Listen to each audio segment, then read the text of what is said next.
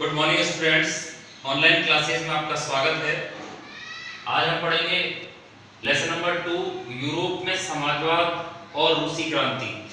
इसका पार्ट जो है वो पार्ट 4 पढ़ेंगे। आज हम 3 पार्ट अपन ने पढ़ लिए थे अभी तक।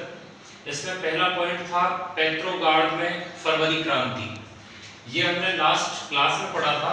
देखिए हुआ ये कि 22 फरवरी को जो महिलाएं जो थी, कहने का तात्पर्य ये था कि पेट्रोग्राड एक औद्योगिक क्षेत्र था और उस औद्योगिक क्षेत्र के में एक नदी थी। नदी का नाम उसने बताया था नेवा नदी। नेवा नदी के दाएं तट पर नेवा नदी के दाएं तट पर इधर मजदूर और श्रमिक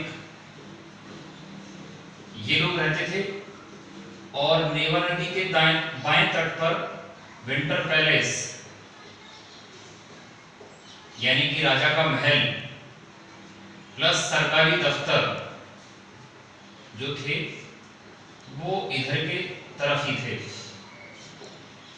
श्रमिक जो थी इस क्षेत्र में अकाल की स्थिति पैदा हो गई, खाद्यान्न समस्या उत्पन्न हो गई। इस खाद्यान्न समस्या को और मजदूरों के जो काम के घंटे थे उनको बढ़ाने के लिए महिलाओं ने 22 फरवरी के दिन महिलाओं ने हड़ताल कर दी, जुलूस निकाले, आंदोलन किए। और इसी वजह से 22 फरवरी 1917 की ये घटना थी।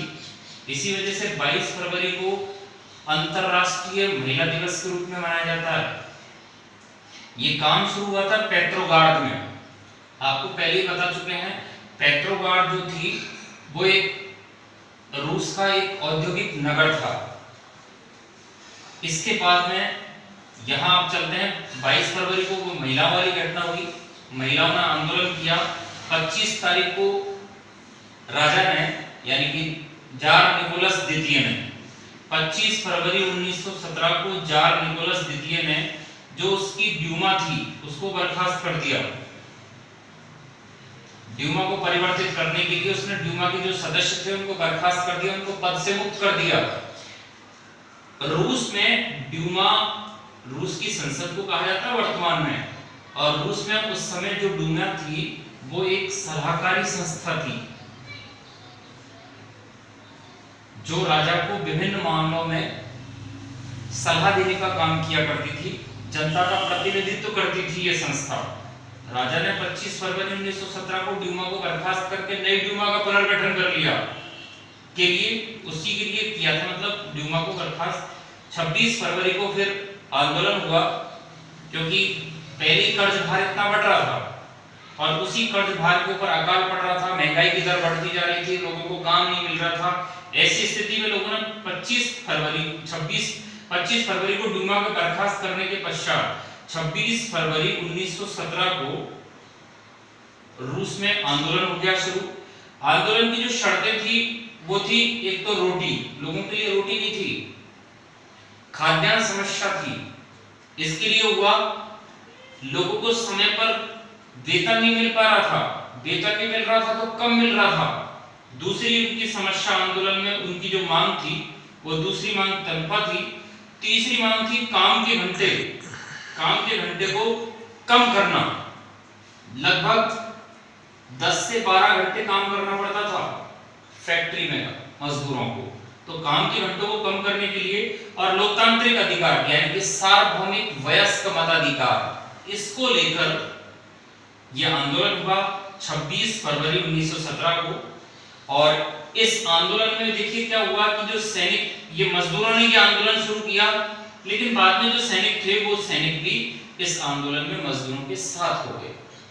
यानी कि ये जो आंदोलन था मजदूरों के द्वारा शुरू किया गया, लेकिन इस आंदोलन में सैनिकों ने मजदूरों पर गोली चलाने से मना कर दिया था। सैनिक भी मजदूरों के साथ में हो गए।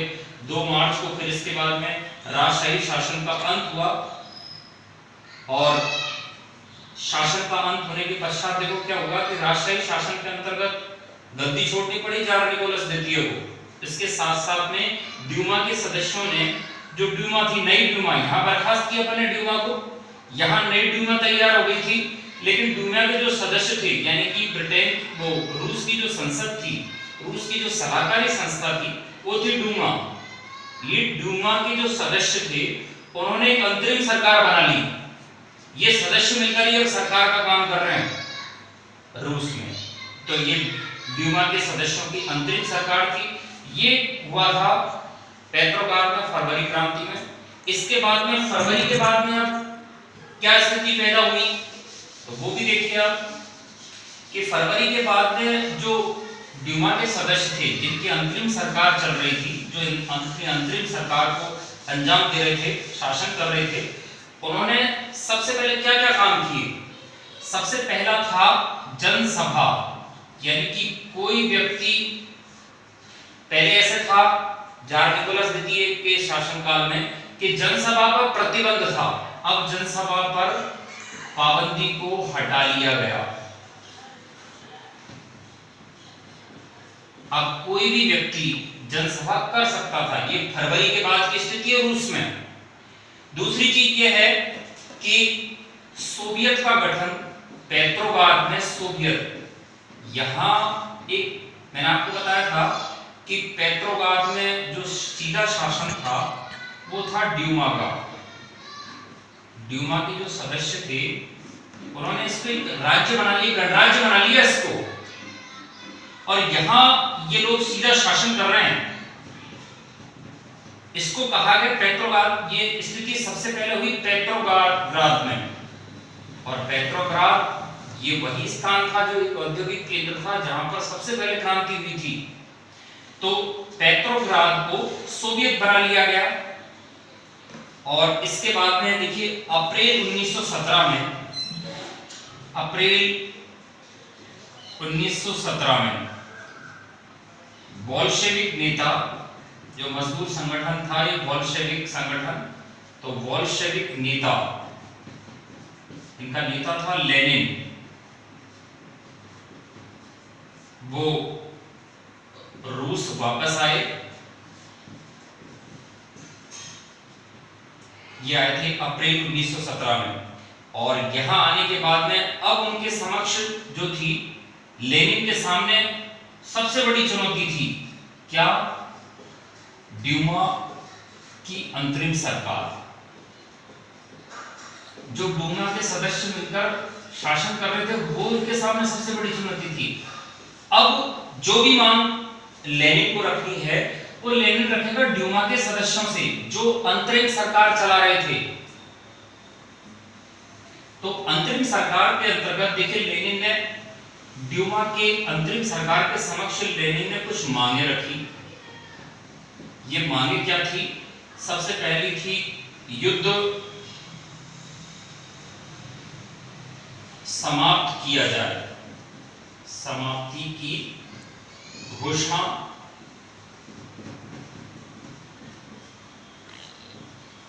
की जाए। कौन सा युद्ध था ये था प्रथम विश्व युद्ध, जो कब से कब तक चला? 1914 से 1918 के बीच में। लेनिन ने, जो बोल्शेविक नेता था, अप्रैल 1917 में आने के पश्चात लेनिन ने ड्यूमा की अंतरिम सरकार के समक्ष अपनी मांग रखी, जिसमें पहली मांग थी युद्ध की समाप्ति की घोषणा की जाए। दूसरी ये थी किसानों को उनकी जमीन वापस दे दी जाए।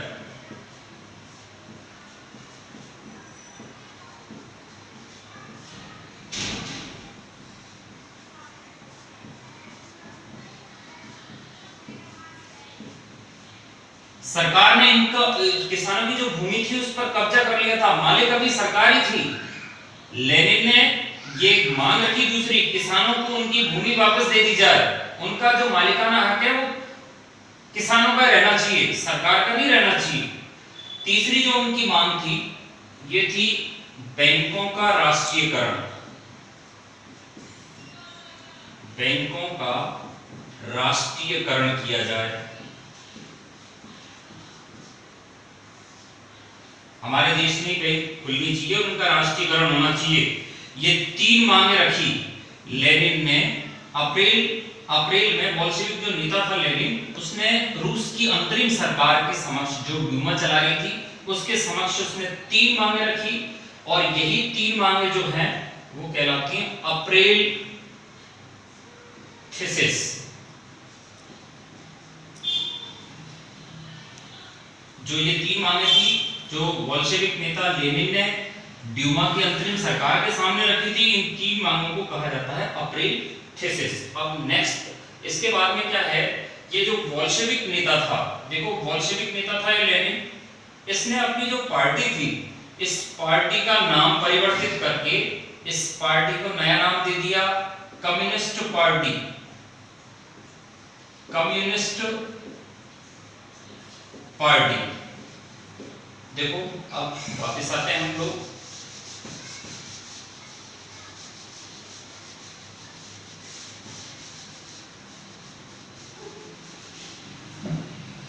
बोल्शेविक पार्टी जो एक मजदूरों की पार्टी थी, इसका जो नेता था वो था लेनिन। इस पार्टी का नाम जो है वो परिवर्तित कर दिया गया और परिवर्तित करके 1917 में इसका नाम परिवर्तित करके कर दिया कम्युनिस्ट पार्टी। इस पार्टी का नाम परिवर्तित किया गया। इसके बाद में अब नेक्स्ट पॉइंट आता है हमारा अक्टूबर 1917 की क्रांति। देखो मार्च 1917 की जो क्रांति थी उसमें तख्ता पलट हुआ था, जार निकोलस द्वितीय की सरकार चेंज हुई थी, उसको राजगद्दी से हटा दिया गया था, राजशाही शासन का अंत कर दिया गया था मार्च 1917 की क्रांति में। अक्टूबर 1917 की क्रांति में क्या होगा, 17 में हो रही है क्रांति तो दोनों एक ही जगह हो रही है रूस में, यहां राजशाही शासन का अंत।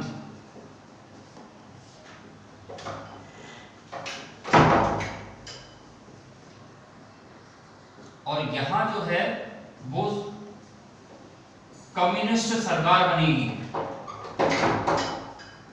दो काम मार्च 1917 में, देखो क्रांति 1917 में हुई है, लेकिन मार्च 1917 में जो क्रांति हुई उसमें परिवर्तन क्या हुआ, राजशाही शासन का अंत हो गया। और अक्टूबर 1917 की जो क्रांति थी उसमें राजशाही शासन का अंत समाप्त होके और कम्युनिस्टों की सरकार बनी, क्योंकि मार्च से अक्टूबर के मध्य ड्यूमा की अंतरिम सरकार काम कर रही थी।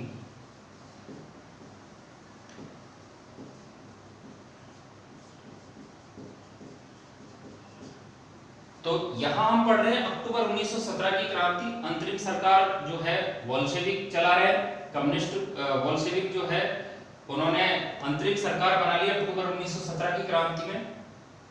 और 24 अक्टूबर 1917 को रूस में हो गया विद्रोह, आंदोलन हो गया। और जब आंदोलन हो गया तो यहां का जो प्रधानमंत्री था जिसका नाम था केरेंस्की, ये जो प्रधानमंत्री था इसने क्या किया, अपने सैनिकों को लेकर शहर के बाहर चला गया।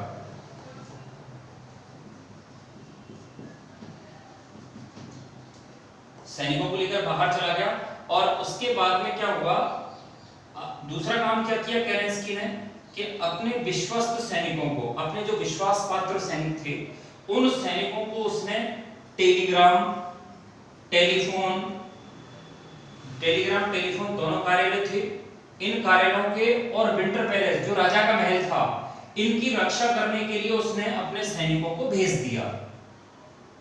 ये सैनिक जो है उन्होंने विंटर पैलेस की इनकी रक्षा करने का सोचा। और एक तरफ तो जो है प्रधानमंत्री केरेंस्की जो है वो बचाने की कोशिश कर रहा है सरकारी दफ्तरों को, सरकारी कार्यालयों को, विंटर पैलेस को जो राजा का महल हुआ करता था, तो उनको बचाने की कोशिश कर रहा अपने विश्वास पात्र सैनिकों के द्वारा, जो ड्यूमा की अंतरिम सरकार में शामिल है प्रधानमंत्री केरेंस्की। और दूसरी तरफ जो है वो आंदोलन चलता जा रहा है। तो दिसंबर 1917 को मॉस्को, दो स्थान है मॉस्को और पेट्रोग्राद, इन इलाकों पर बोल्शेविकों का कब्जा हो जाता है और वो इलाकों को ये लोग बोल्शेविक उस पर अपना अधिकार कायम कर लेते हैं। आज के लिए इतना ही, और हम अगली क्लास में पढ़ेंगे नेक्स्ट वीडियो में। धन्यवाद।